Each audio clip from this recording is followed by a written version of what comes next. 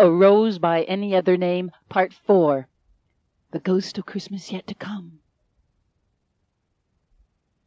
And later, after Harvey had dutifully done all his chores, he wheeled his way to Elvira's room, where he found her waiting, smiling, beaming, once again, not at him, but at the setting sun. Wordlessly, Harvey set things up for story hour. He produced a bottle, poured a glass for himself and Elvira. Ken had also poked his head in. He sat with his Diet Cola, his pencil poised to take notes, waiting for Elvira to begin. And as Elvira looked at the old, battered Depression photos, remembering, she handed them round to Ken and Harvey.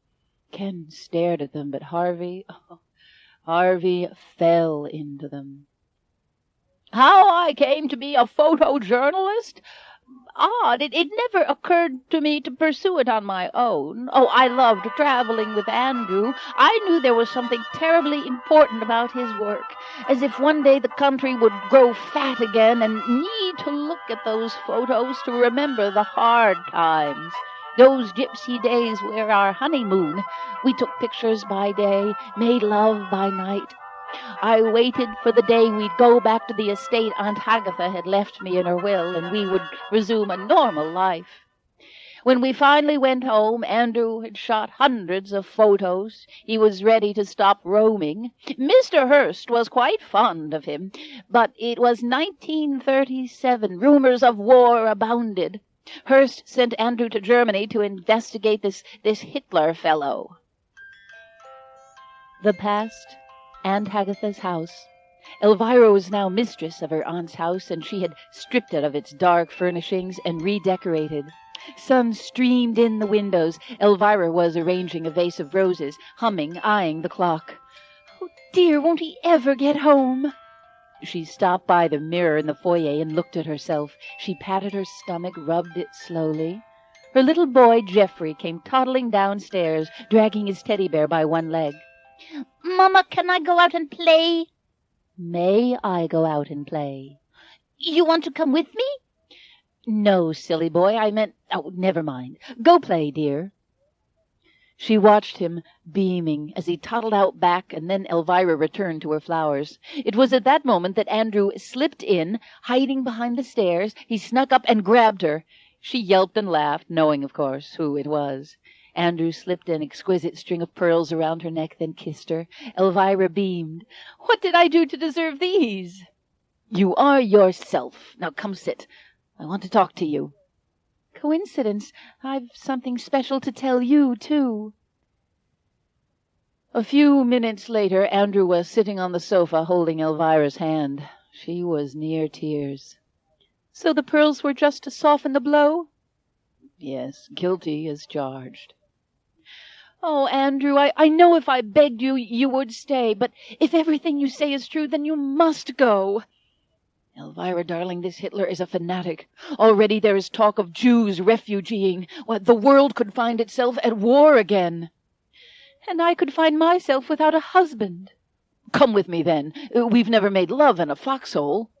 Darling, don't tease. I'm frightened. It will only be a few weeks. I'll be back for Geoffrey's birthday. And with it decided, Andrew walked to the phone. I'll call Robert and say yes, then. I told him I had to ask you first. Wait, you had news, too. What was it, darling? Elvira smiled distantly, thinking of how much she loved her husband and his dedication to the things he believed in. She smiled at Andrew. Make your call, dear. My news can wait. The airport. Elvira and Andrew were locked in an embrace as passengers pushed by. Andrew looked into her eyes. Oh, I was a fool to agree to leave you for so long. I'll call Robert and tell him I've changed my mind. Darling, don't be silly. Time will fly. I've a million things to do, redecorating the house. Why, you won't recognize the place. Well, just don't throw out my favorite chair. And don't look through my desk drawers. I have pictures of naked women in there. Little Geoffrey was tugging at his father's pant leg. Andrew looked down at him. And you, young man, what shall I bring you from Europe? A pony. What if I bring you a stuffed one, then later we'll trade it in for the real thing? Now, there's a good man. Give me a hug. Andrew squeezed his son, then gave Elvira a long last kiss. He picked up his bags and hurried on to the plane, not looking back. Several months passed. Elvira was sitting in her dressing room. She had just finished reading a letter from Andrew. She untied a ribbon around the stack of letters, placed the letter on top, then retied the ribbon. Andrew wrote every day about the trouble brewing and frightening stories he heard in the streets and pubs. But as for me, I was trying to decide how much longer I could keep from writing him with our news. Elvira stood up slowly. She was several months pregnant. The more frequent his letters, the grimmer the news in Germany. But when I reached my 8th month, I decided I had to write him with the news that would bring him home. There was a knock on the front door, and at the same time little Geoffrey, dragging a toy, came running in from the backyard. I'll get it, Mommy. He opened the door. Western Union. Elvira beamed when she saw it was a telegram. She tipped the boy, shut the door, tore open the telegram, and read it. Geoffrey, he's coming home. He's coming home at last. Daddy? Yes, he'll be here tomorrow. Oh, can you believe it? She took Geoffrey's hand and hurried upstairs. Let's find something special to wear for Daddy's homecoming. A few minutes later, Elvira, in a white dress with navy bows, modeled it in front of the mirror, unembarrassed about how big she was. Beside her, Geoffrey held up a little sailor suit with blue trim. I've been saving these, Geoffrey. Won't we look grand? I feel silly, Mummy. Oh, nonsense. You look like a fine young man. Perhaps you should be a sailor when you grow up. No, I told you, I want to take pictures like Daddy. Oh, darling, I think that's wonderful. She plopped a hat on her head. Doesn't help a bit. I still look big as a whale. Mama, when you have the baby, what happens to me? Oh, you'll get a promotion, Geoffrey. You'll be his big brother, and you'll have to take care of him. Babies are lots of work. You are going to be very important. Is Daddy coming on a plane like the one he flew over in? No, better than that. He's flying over in a big balloon. You're fooling. Across the ocean with a balloon? No, darling, in a balloon. Daddy's going to write a story for Mr. Hurst about it. It's like an ocean liner, only it flies through the sky. It's called the Hindenburg. She gave her son a big bear hug. Oh, I can't wait. An airfield. Geoffrey held his mother's hand and scanned the sky. Both were dressed in their white suits with navy trim and straw hats. They made a dashing pair. Geoffrey tugged at his mother's skirt. Why is Daddy so late? I heard the man say something about rough winds over the Atlantic, but he'll be here any minute now, dear. Mommy, look! I see it! The dirigible broke through the clouds. The crowd buzzed excitedly. Nearby, a reporter was narrating the approach of the great silver Zeppelin, craning his neck to see. The Hindenburg has come into sight, folks, and it seems to be making good time. It certainly is a thing of beauty. This is the majestic Zeppelin's 17th voyage. Suddenly, Elvira, who was shading her eyes and squinting at the dirigible, moaned and doubled over. Folks around her looked on with concern, and Geoffrey hung at her skirts. Mommy, what is it? The baby. I'd say from the kicks it's been giving me, it's either going to be a quarterback or a ballerina. Mommy, look at the big windows. I can see Daddy. No, silly, the people are too small, but maybe he can see you. Nearby, the reporter rambled on about the Zeppelin's approach. Ladies and gentlemen, it is about to land. We on the ground can barely see passengers in the dirigible looking down at us from the observation windows. Geoffrey, wave! Wave big so Daddy can see you. And then, as the mooring lines passed the tower, there was an explosion and a burst of flames. The reporter was staring at the horror in front of him. It's burst into flames! Get out of the way! Get this, Charlie! Get out of the way, please, people! It's burst into flames! The Zeppelin went up like a Roman candle. Elvira screamed, and the crowd turned to pandemonium. Elvira started to run towards the crash, to her Andrew. Oh, folks, this is terrible. One of the worst catastrophes. The flames are 500 feet in the sky. A terrific crash, ladies and gentlemen. It's all smoke and flames now. Several men grabbed Elvira, who was still hysterical, trying to wrestle out of their grasp. One grabbed Jeffrey, hugging him close to hide the boy's eyes. The reporter next to them was sobbing now. Those passengers. I can't talk, ladies and gentlemen, honest. It's a mass of smoking wreckage. In the distance, passengers were leaping to the ground from 500 feet, their clothes on fire, human torches, some running into the crowd. The reporter was clutching his microphone, tears running down his face as he struggled to continue the story. It's beyond belief. Listen, folks, I'm going to have to step inside for a moment where I can't see this because I've lost my voice. Elvira, still held back by the men, stared at the flames. Then she doubled over, screaming again, this time from the pain cutting into her belly. Ambulances with sirens and flashing lights sped onto the field, and one of the men gestured to a medic to come help Elvira. The cemetery. Jeffrey, in his new dark suit and cap, sat quietly. Elvira, gaunt in black, was numb. Mourners stood on either side of her and surrounded the two coffins, a large one, a tiny one. The priest's words sounded distant, as though he was very far away. "Yea, though I walk through the valley of the shadow of death, I shall fear no evil. Thy rod and thy staff, they comfort me."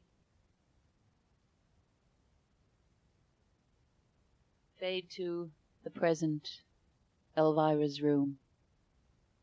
A tear rolled down Elvira's cheek. Ken's pen and pad had fallen to the floor. He stared, dumbstruck.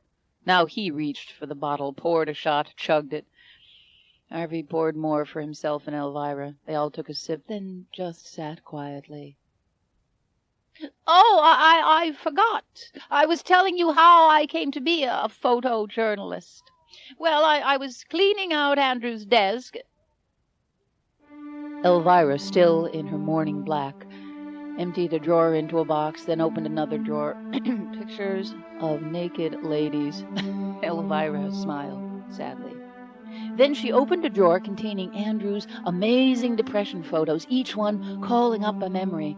She found the picture that the poor family had taken of she and Andrew posing together, and she put it aside. And then she got out Andrew's camera.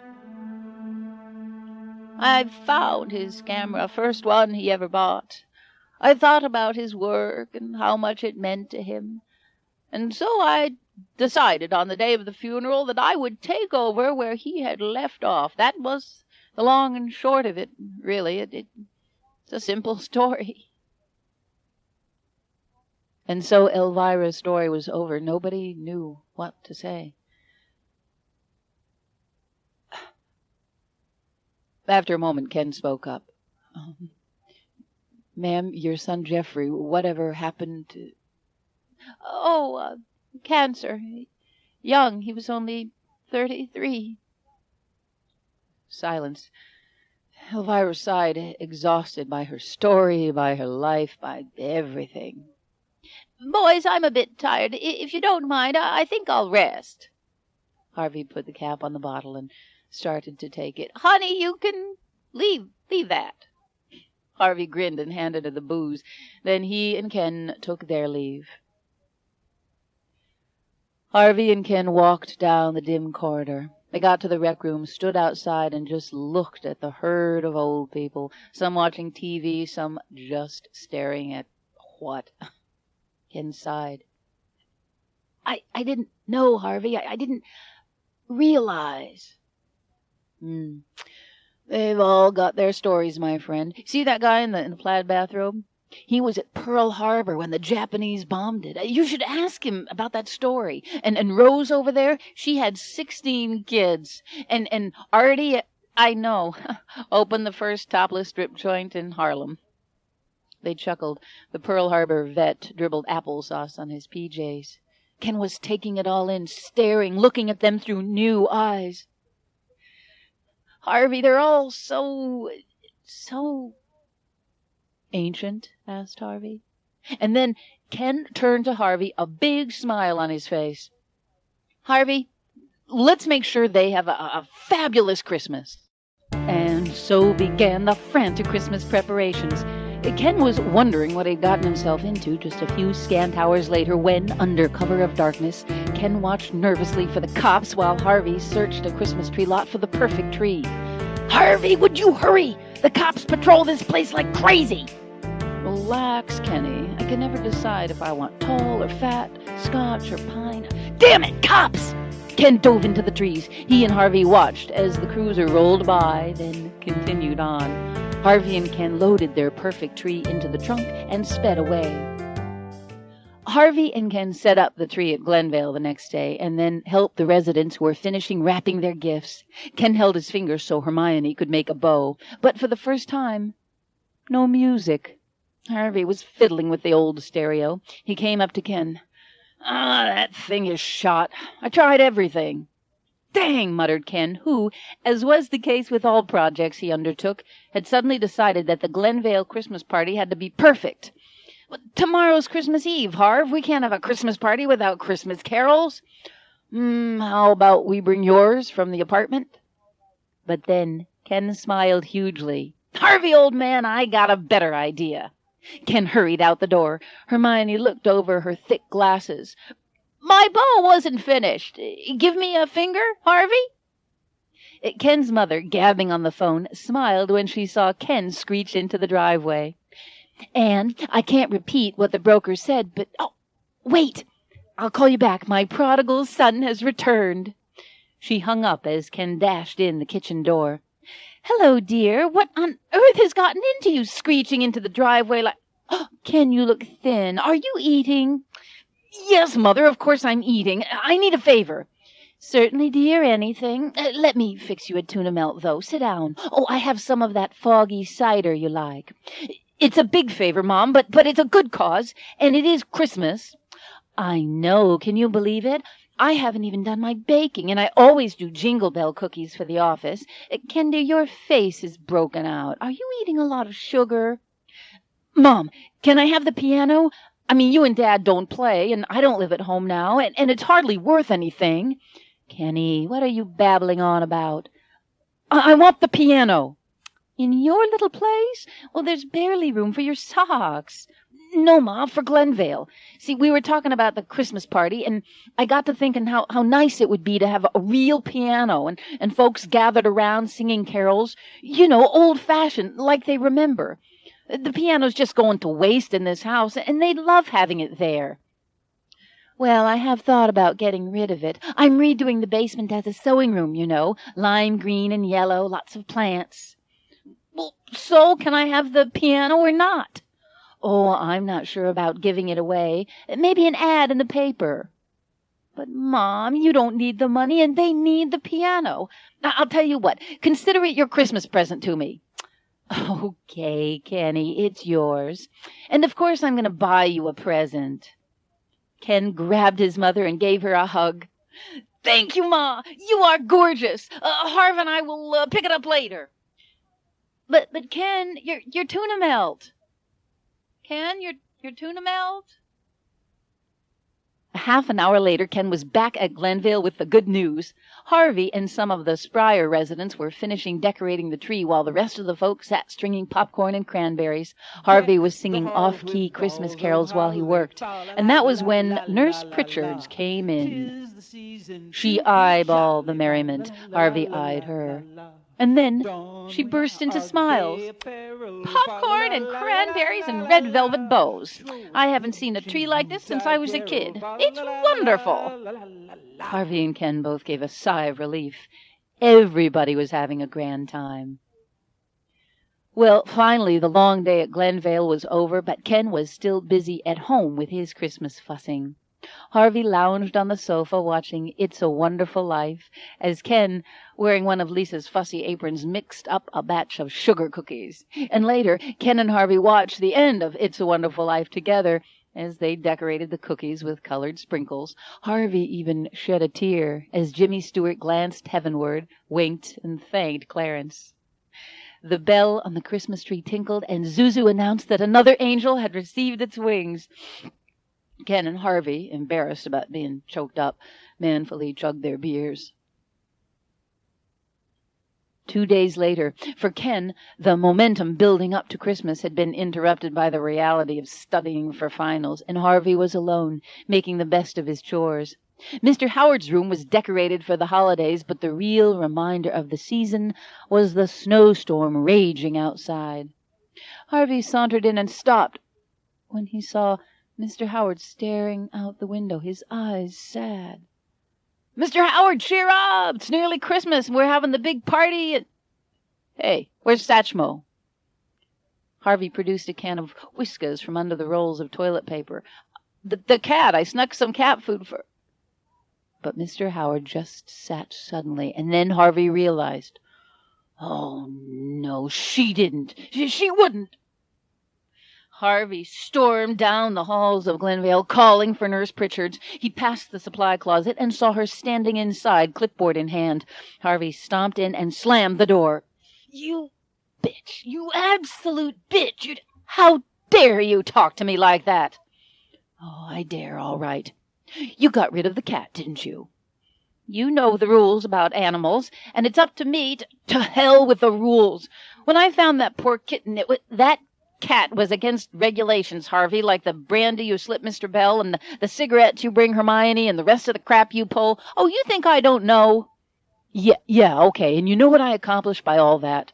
I make those folks happy.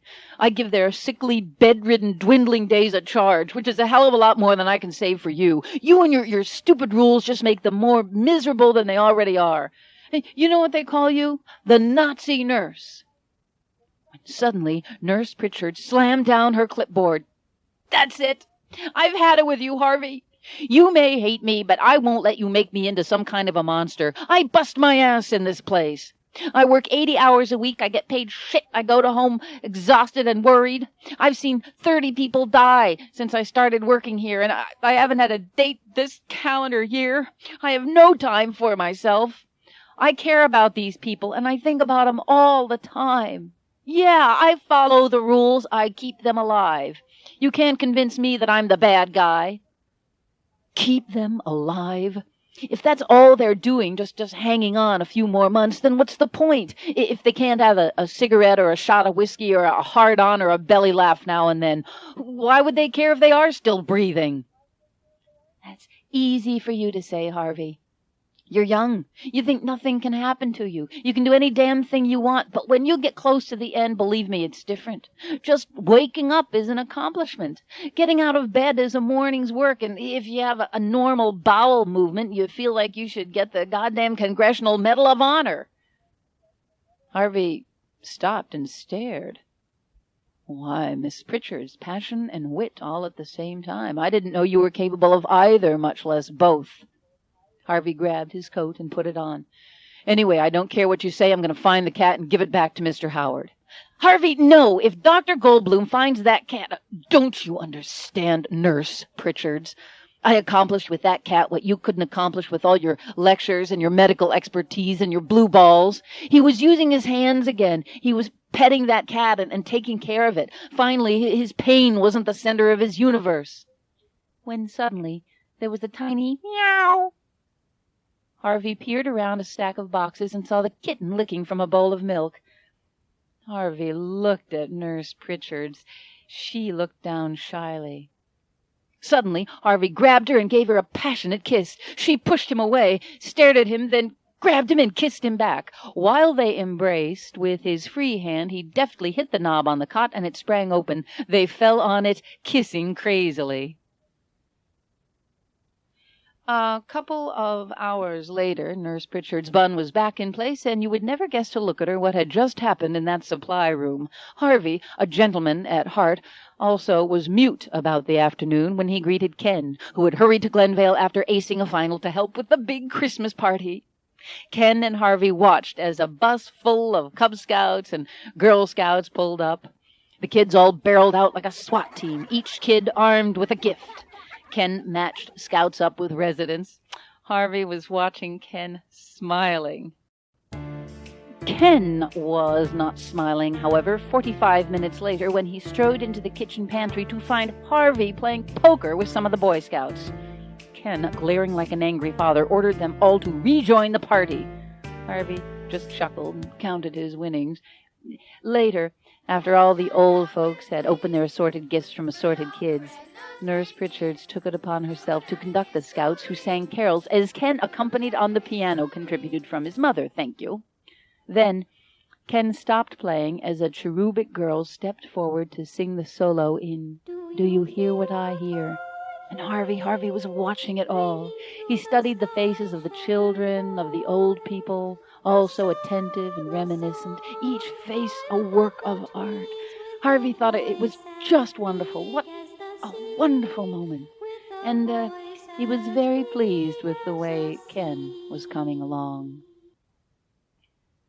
Finally, it was time for the scouts to leave. They hugged residents who thanked them for their gifts. Then the Girl Scout leader did a head count and found several missing. Again, Ken stormed to the supply closet and found Harvey playing poker with several of the Girl Scouts. Ken ordered them out, shaking his head at Harvey as they filed out. And later, when the scouts were gone, the party idled on, residents now opening gifts from each other. Nurse Pritchards passed a tray of refreshments, and even Dr. Goldblum was having a grand time trying to make points with Bonnie. Ken entertained with his mechanical but accurate playing. Nobody noticed Harvey pour whiskey in the punch. Later, everyone was feeling the effects of the punch, and Ken's piano playing had gained considerable style as he played. Residents, Nurse Pritchards, Dr. Goldblum, Bonnie, they all gathered around singing with zeal. Harvey, he just grinned from ear to ear. Finally, the party was winding down. Some residents snoozed in their wheelchairs, and Ken helped Pritchards wheel them back to their rooms and tuck them in. Dr. Goldblum, who was feeling no pain, was listening to Bonnie's heartbeat with his stethoscope. Harvey saw Elvira sitting by herself by the window, staring out at the falling snow. He sat down next to her. She smiled at him. It was wonderful, Harvey. You were sweet to do all this. Elvira, everybody helped. Their eyes fell on Ken, who was wiping powdered sugar off Mr. Howard's face and tucking a blanket around him. Harvey watched with a smirk. Elvira watched Harvey watching Ken. You're happy with how he's turned out, aren't you? Harvey nodded proudly. Well, change is good. Harvey took Elvira's hand. Elvira, you're someplace else. What are you thinking about? Oh, when I was a girl. Harvey smiled, imagining. What was Christmas like then, Elvira? I mean, before motorized Santas and Transformers and layaways and Christmas specials. Oh, it very, very opulent. Presents, decorations, always a fine 20-pound turkey, but that's not what I remember most. What do you remember most? Elvira smiled, her mind drifting back to the distant past. When I was 6, Father had not made his fortune yet. We didn't have much money, so he had made this manger scene, nativity you call it, out of wood from a junkyard. I watched him cutting the shapes with a jigsaw. I remember the smell of paint thinner. He bundled me up and took me outside, and we set it up in the front yard where everyone who passed could see it. And you know, Harvey, rich as we got, we never threw out that old thing. Every Christmas Eve, we'd take paper bags and candles and light the manger with luminaria. And no matter how cold it was, we would always go outside there to have the Advent services. As she continued, Harvey looked around the room, noticing something was wrong. He saw the tree, the light-up frosty snowman, the red plastic Santa. But Elvira was lost in a world of her own. To this day, Harvey, after all these years, I can remember Father's voice. And lo, the angel said unto them, Fear not, do not fear death. Fear not, I bring you good tidings of great joy, which shall be to all people, for unto you is born this day in the city of David a Savior, which is Christ the Lord. Harvey's eyes fell on the crumpled gift wrap, the red and green streamers. Harvey jumped up. You're right, there's no manger, no Joseph, Mary, no baby Jesus. But Elvira was still staring straight ahead, into the past, staring at ghosts. Harvey, do you ever look into the past and see the future? Harvey, do you ever have a premonition that your time is almost over? But now it was Harvey who was in a different world.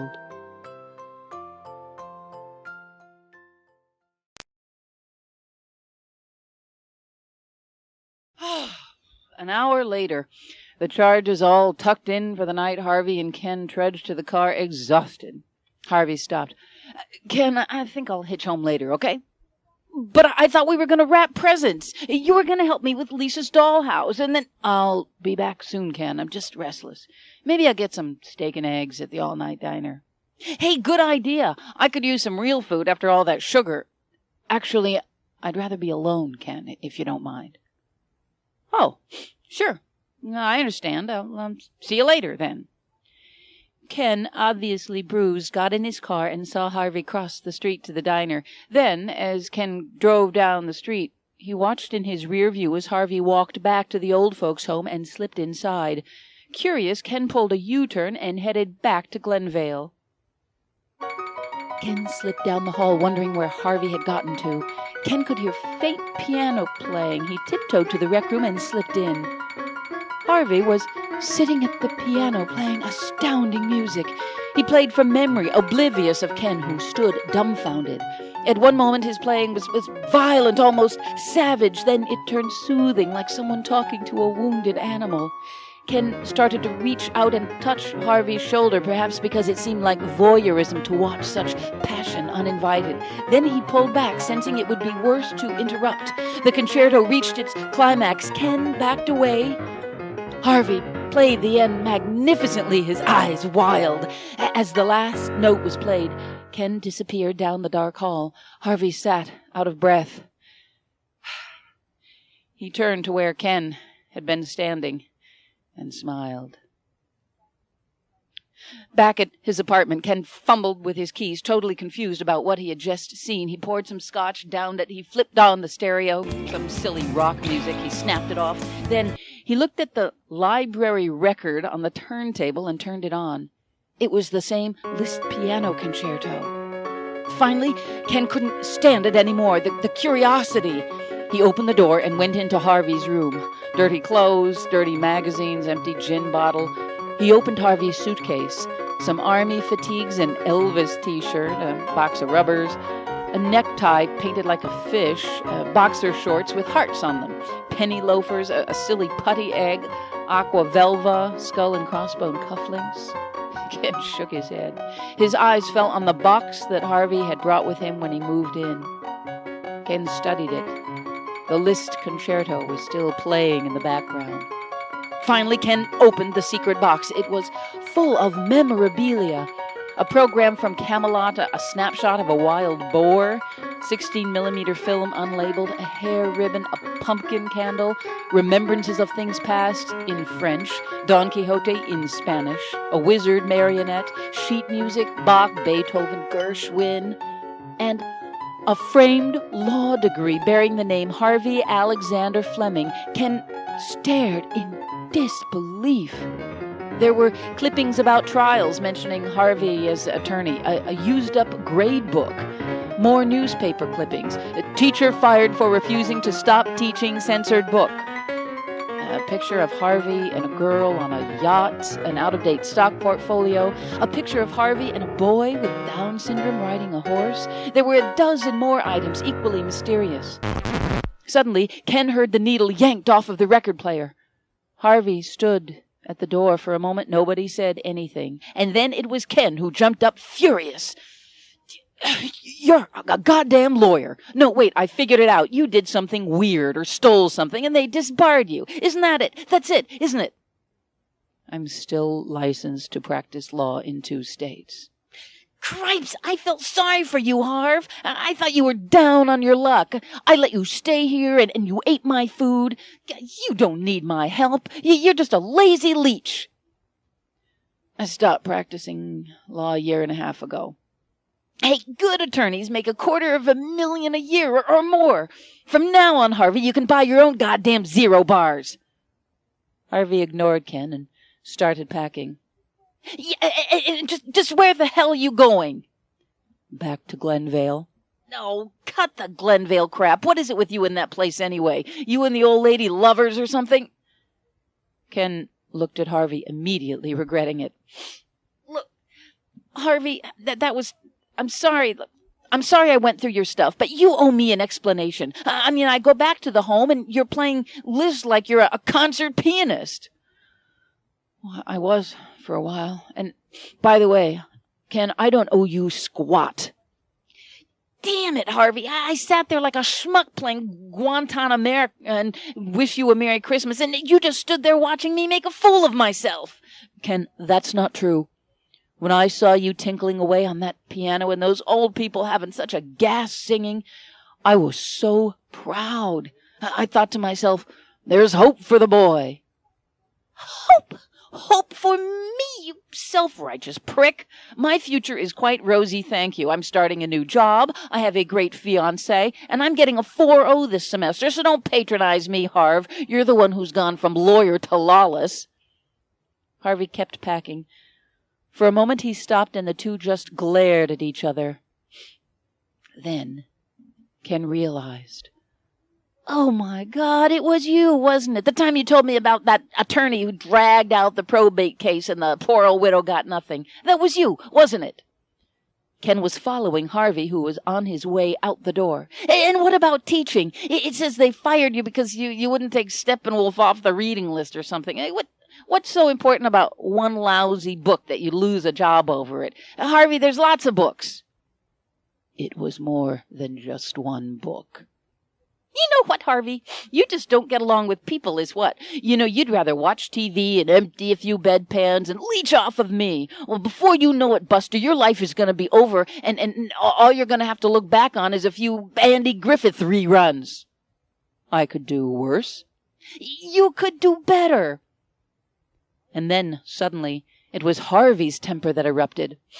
It's all so clear to you, isn't it, Ken? You get up at 7:30 and go to school and pick up your dry cleaning and plan your future and go to sleep so pleased with yourself for putting in a hard day's work. Well, let me shed a little light, pal. It gets complicated. Oh, it's not the work that gets harder. In fact, that can get easier sometimes, but it's the choices that become a bitch.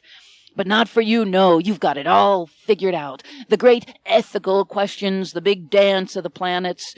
No tough decisions, no fatal opinions. Ken, your idea of a moral dilemma is if they give you too much change at the Safeway, do you give it back? Well, let me give you a clue, friend. It was more than just one widow who got ripped off or one book they burned. Maybe none of it was right for me, okay?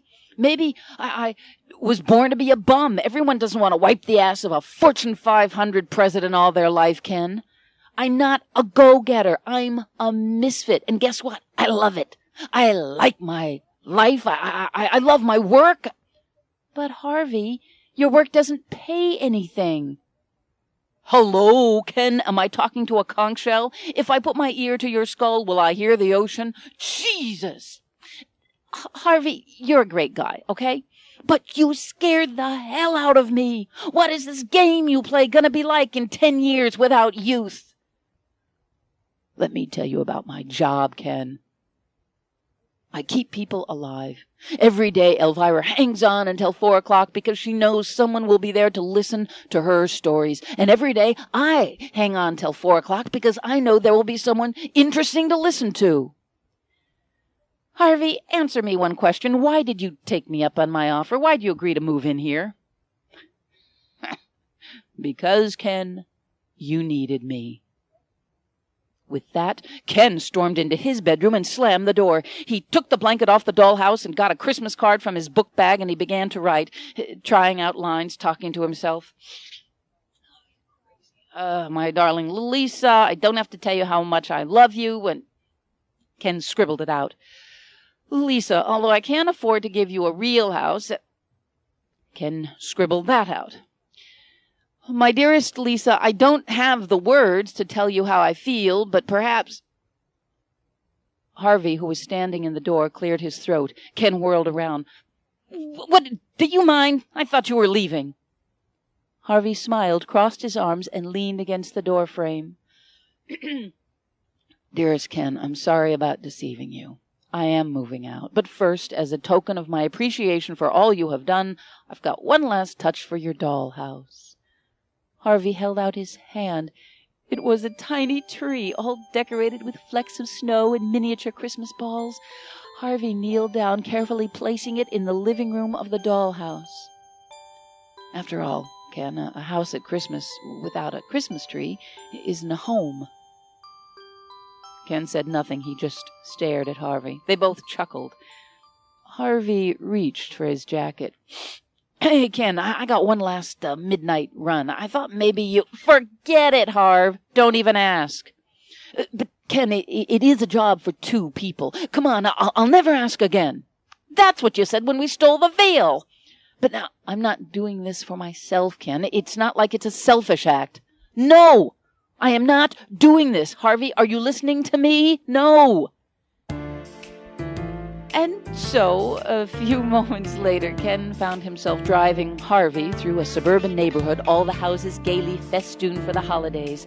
As it snowed lightly, Ken muttered under his breath, shivering.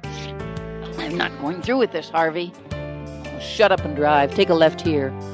You're really going to steal someone's nativity scene? Believe me, Ken, these people have so much crap on their lawn, they'll never notice it's missing. Turn here. First house on the left. Ken stopped the car. Harvey was right. It was a garish collection of every kind of Christmas icon. On the roof, Santa next to a sleigh and reindeer. On the lawn, an elves workshop. Off to the side was Frosty the Snowman. Dickensian carolers by the door. Christmas music blared out of speakers, and there were so many lights it seemed like high noon. And then finally, off to one side, made of plywood, painted mute colors and barely lit, was a humble manger with the Holy Family. Ken was in awe of the front lawn. My God, there must be 50 miles worth of string lights. I rather like the musical dimension. Look at those mechanical elves and that whirling spotlight. Talk about special effects. It's like a Spielberg movie. No, Ken, Spielberg is a Jew. Jews would never do anything in such poor taste. We're talking WASP. We're talking Judeo-Christian all the way. Okay, listen, Ken, I'll snag the Mary and Joseph and the shepherds, and you get the wise men and the baby Jesus. No, Harvey. That's where I draw the line. I will take the wise men and the angel, but not the kid. I will not steal the baby Jesus from someone, even someone with atrocious taste. Oh, okay, I'll grab the kid. And with that, they dashed to the manger. Harvey grabbed the baby, and Ken tried to pull the angel from the roof. He let out a scream. Ah! Damn it, a nail! I cut my hand! Shut up! Whispered Harvey angrily. You'll wake the whole... And suddenly, lights came on in the house. Damn it! Grab that stuff and run! A huge dog galloped towards them. They flew to the car. As they tossed the figures in, the dog bit Ken's leg. Ken yelled. Harvey started the car. Get in and shut the door, Ken. We're out of here. They sped away. Ken pulled down his sock. Blood was gushing. Damn it! I told you I had a bad feeling about this. Oh, you get a bad feeling about everything. And then, sirens. Ken looked in the rear view and saw police cars. God, it's over. Geez, what will my folks say? Getting arrested for stealing a manger set on Christmas Eve. It's not over. I can lose them.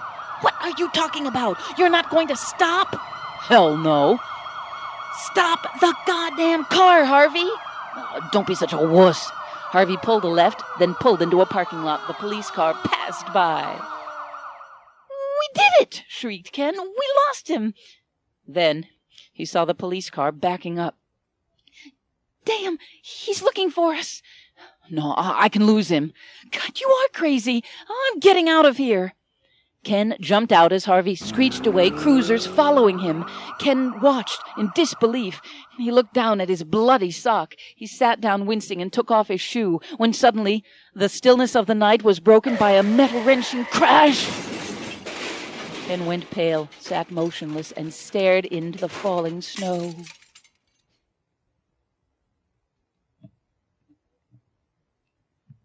The morgue, 4 a.m.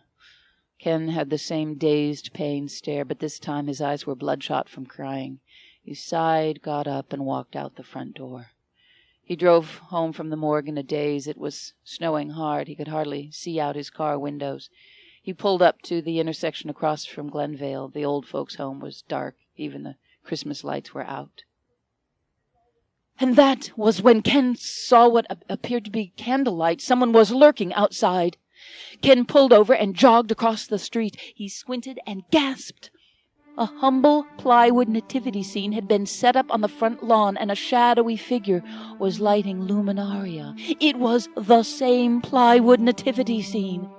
Ken got out of the car. He called out.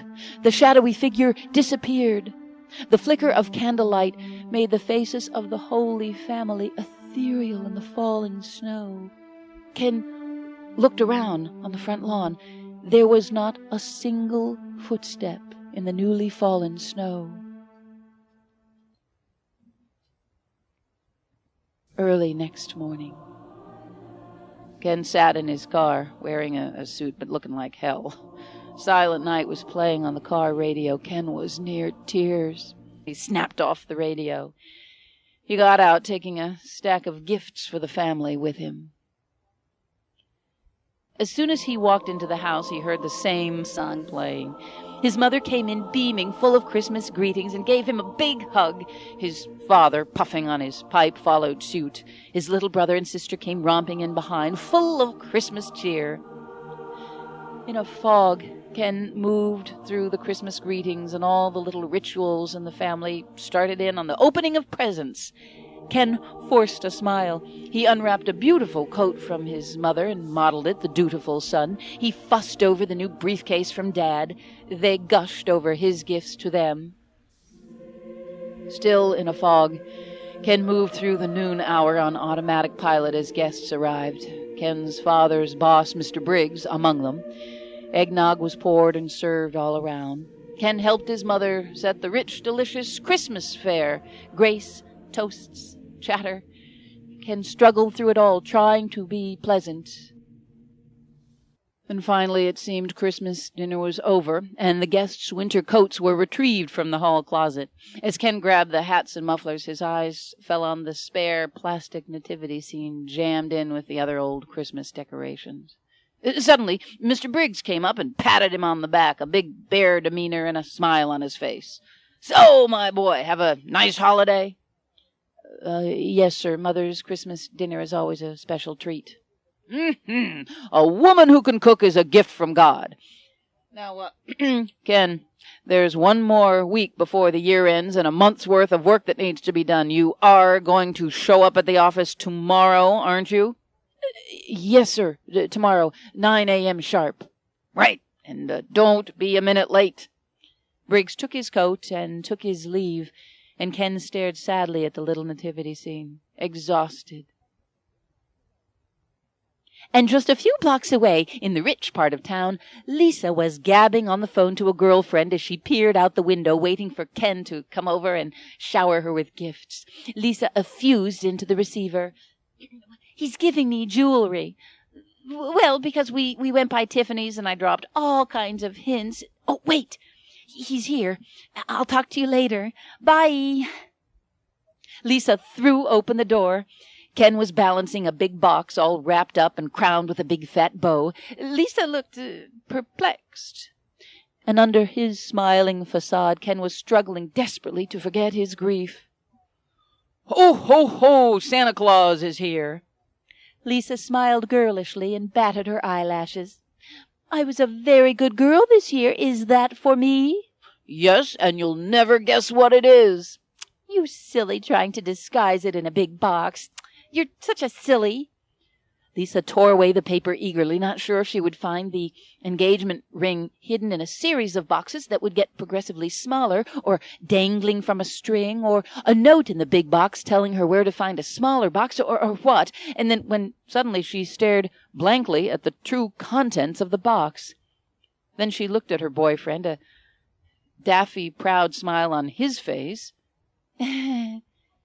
"Ken, a dollhouse? Look, it's the exact same layout as our blueprints." "Gee, Ken, what made you think of a dollhouse?" "Well, I gave you a watch for your birthday, a necklace for Valentine's. I wanted to give you something different." "Yes, it is different. It must have been a lot of work. Thank you." She didn't bother to look in the carefully detailed rooms. She put it down on the sofa, then gave Ken a thank-you peck and forced a smile. "It's your turn, Kenny. Have I got a present for you?" And she bounded out of the room. Ken stood waiting, an odd smile on his face, vaguely disappointed by her lackluster reaction to the dollhouse. In a minute, Lisa came bubbling back, dangling a set of keys. Ken smiled at her, confused. "What, you got me a new car? On your salary?" "No, silly. It's the keys to the timeshare. Oh, we get it a whole week, Ken." "Oh, my God, the beach house. This is fabulous." "I really had to sweet-talk Daddy. I told him if he gave us the place, we'd have an announcement when we got back." "Oh, Lisa, this is wonderful. I can't wait. When do we go?" "That's the best part. We leave tomorrow morning." Oh, no, Lisa, I can't." "Sure you can. I even checked with your mother at—" "Lisa, I promised Mr. Briggs I'd start tomorrow. I mean, definitely, positively, no excuses whatsoever." Lisa was positively starting to foam at the mouth. Her rare tick was kicking in. "Ken, you mean to tell me I've spent weeks sweet-talking Daddy and you can't go because you have to work?" "Lisa, you know how important this job is to our future." "Oh, yes? Well, if it's so frigging important, why is it that every time you need to empty a bedpan at Glenvale, you call Briggs and tell him you can't start work?" "Come on, Lisa, you know those were all emergencies." "This is the last straw. All semester I have put up with your schedule and your weird friends and every little crisis. Now, are you coming to the beach with me or not?" "Lisa, maybe we can exchange our week with someone." "Screw that! It was hard enough getting this week." "Lisa, don't talk like that." "Yeah? Well, to hell with the timeshare, to hell with those old farts at Glenvale, and to hell with Harvey, and to hell with you. And you can take your stupid dollhouse." She thrusted at him. Tiny furniture flew across the little rooms. Ken stared at her. "And unless you change your mind, Kenneth, don't bother coming back." She pushed him out the door, then slammed it. Ken stood outside, numb. Later, back at his folks' house, Ken was sitting alone by the tree, staring at the lights, listening to carols. Without the distraction of holiday rituals, the pain came flooding back. Absently, he took out a family album and flipped through it, remembering happier Christmases. He looked through his yuppie gifts, bored. He started to play with his younger brother's toys, and he smiled genuinely for the first time that day as he switched on the little train and watched it make its way through the tiny city. Later that night, Ken's mother came in from the kitchen, then stopped. Ken was asleep, clutching one of the figures from the little plastic nativity scene. A train engineer's cap on his head. Twinkle lights illuminated his face. His mother gently covered him with a napkin and tiptoed out. Dissolve to morning. Sun streamed in the window. Ken opened a sleepy eye, then sat up suddenly. He grabbed a travel alarm that someone got as a gift. 3 a.m. Oh, no batteries. What a shit. Ken jumped up and ran to look at the clock in the kitchen. Oh, my God, 8:30. Oh, damn it. At that moment, Ken's mother padded in, tying the sash on her robe, yawning and groggy. Ken was grabbing for his jacket. Ma, why'd you let me oversleep? Briggs wants me there at 9. He flew down the hall in wrinkled pants, but wearing his new tie. His mother smiled at him. Honey, slow down. I'll fix you scrambled eggs. No time. I'm out of here. Few people were working the day after Christmas, and the roads were almost empty. Ken was making excellent time. He glanced at his new watch, cranky about oversleeping. Thank God, at least there's no traffic. He pulled up to the intersection in front of Glenvale, feeling oddly guilty. I wonder who's going to tell Elvira. Ken looked in the mirror, patting down a stray hair. I'll stop by after work. She'll be expecting Harvey this morning, though. She was expecting him Christmas Day. The light changed. Suddenly, Ken pulled a U-turn, and he headed for Glenvale. I can still make it on time if I only stay 5 minutes. Ken jogged in the front door of the old folks' home, then stopped short. Everyone looked funereal. Nurse Vaughn was pale, her eyes a void. The police called. This was the only number in his wallet. "Damn shame," said Dr. Goldblum, shaking his head sadly. "He was a good man. I mean, he was a rotten kid, but he was a good man." Ken studied Dr. Goldblum, surprised. Ken looked in the rec room and saw the whole gang, Hermione, Joan, Edith, Mr. Howard, Mr. Bell, and the rest sitting together, some crying, others just staring sadly, their breakfast trays untouched. Ken looked around. "Has Elvira does she... I better go see her." Ken did not see Nurse Pritchard sitting with Bonnie, who was patting her hand. Pritchard was devastated. Her bun was loose, and tendrils of hair wisped around her tear-stained face as she remembered the night of their confrontation about the kitten in the supply room. Harvey had kissed her lips, her throat, then unbuttoned her uniform as he worked his way down her chest. Ken stopped at Elvira's door. She was lying calmly in bed, staring straight ahead, an odd smile on her face. Ken was perplexed. Elvira looked at Ken. "I knew he'd die young some crazy way. He knew it too, I think." "Elvira, if there's anything I can do—" Ken glanced at his watch. "I can only stay a minute, but I'll be back at 5:30, and if you need anything or want to talk—" "Ken, did I ever tell you about when I was mistress to the President of France?" "See, I've got to be at work at—" "Wait, the President? You told me there was only one great love of your life, Elvira."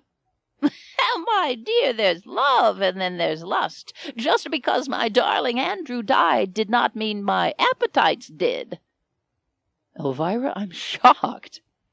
"And there are pearls to consider. A perfect string harvested from the reef off Tokyo Harbor, and the gardens at the Chateau d'Artigny. I was there when they tried to assassinate him. I took a bullet.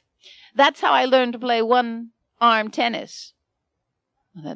That's quite a story, Elvira. I'd like to hear it, but really, I've got to go." "He looked quite a bit like you, actually.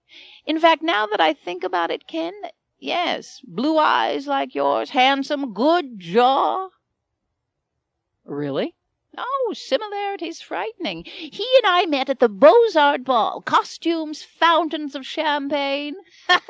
An hour later, we were making love in his Mercedes Gullwing." Ken laughed, then relaxed into Harvey's chair, drawn in. "Oh, what the hell? Just tell me the story, Elvira. Tell me every detail." Dissolved to the past, a palatial ballroom. Elvira, in an emerald green gown, holds a mask to her face and surveys the room. A man across the room stares at her through his mask, a man who looks astonishingly like Ken. Elvira and the handsome masked man move towards each other. "I went as Marie Antoinette, and he was a harlequin. He was only ambassador, but he had potential." He took Elvira in his arms, and they waltzed. "The music drew us together, as though it was destiny."